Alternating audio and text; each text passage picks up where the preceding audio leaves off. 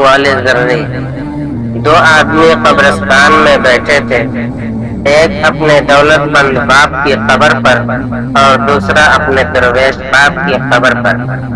अमीरजादे ने दरवेश लड़के को ताना दिया कि मेरे बाप की कब्र का संदूक पत्थर का है, उसका कतबा रंगीन और पर्च संगे मरमर का है और फिरोजे की ईंट और उस पर जड़ी हुई है।